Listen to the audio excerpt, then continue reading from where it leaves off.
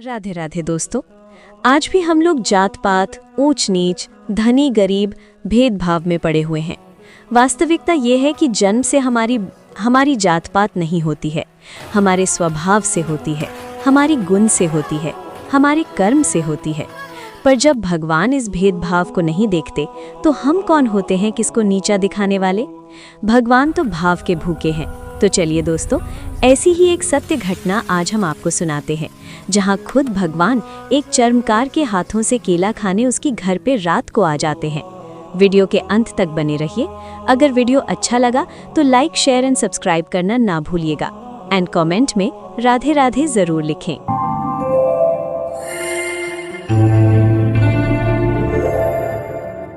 विट्ठल विट्ठल विट्ठल, सब कुछ तुम्हारा दिया है बिट्ठोबा। बेटा, आज फसल बहुत सुंदर है। बाबा, आज ये केले पंढरीनाथ भगवान को चढ़ाऊंगा।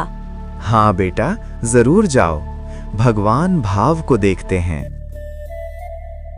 रुक जा, तू भीतर नहीं जा सकता। मैं कुछ मांगने नहीं आया, केवल भोग लाया हूँ विठोबा के लिए। तुम मंदिर के अंदर जाने का अधिकारी नहीं हो, तुम एक चर्मकार जात की हो। मुझे जाने दो। मारो इसे, ये अयोग्य है।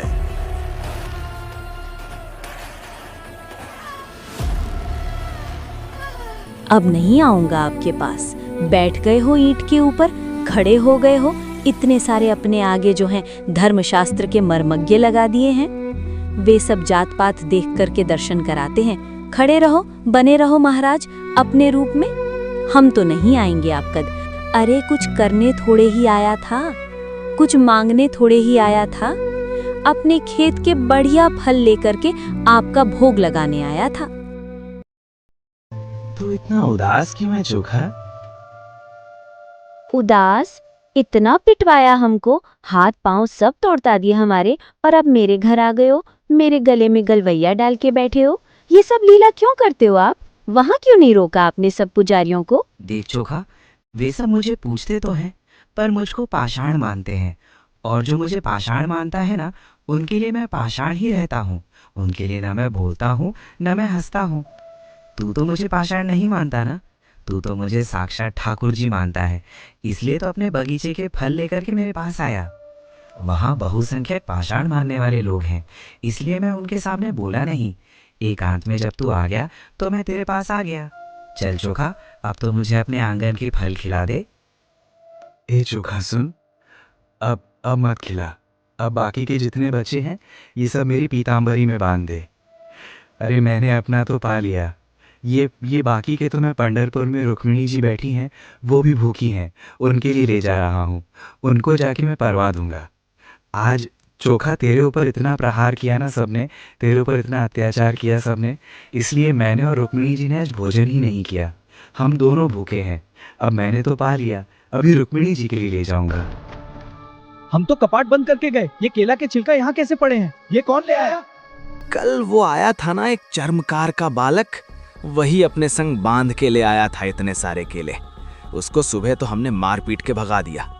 निश्चित ही वो कहीं से रात में आ गया है, और रात में आ करके सब यहाँ खा के गया है ठाकुर जी के आगे। ये उसी ने किया है।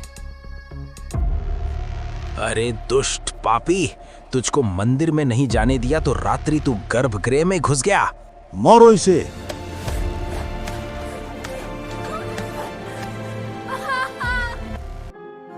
जय हो पंढरीनाथ, कैसी लीला करते हो। सुबह पिटवाते हो, रात में आकर के खा जाते हो मेरे हाथ से। लेकिन अब की बार श्री पंढरीनाथ नाराज हो गए।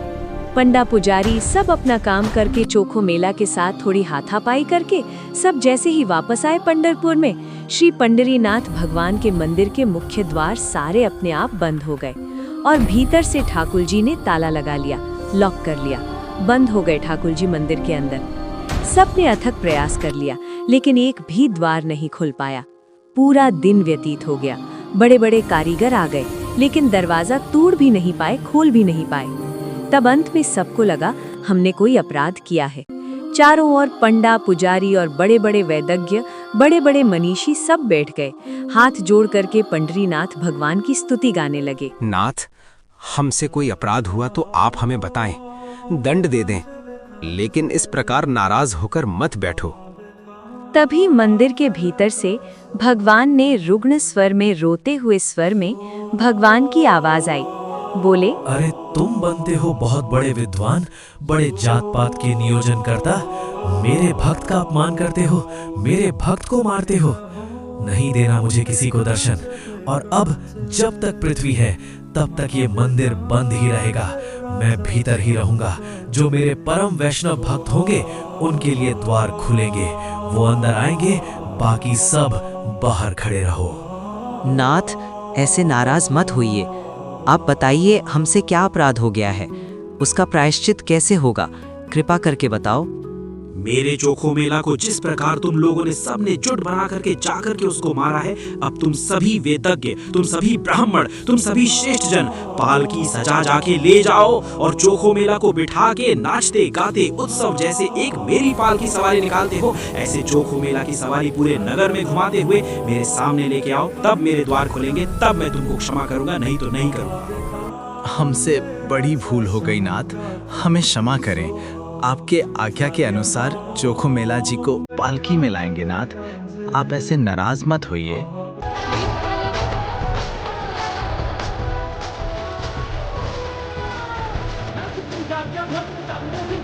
चोखो मेला को लेकर के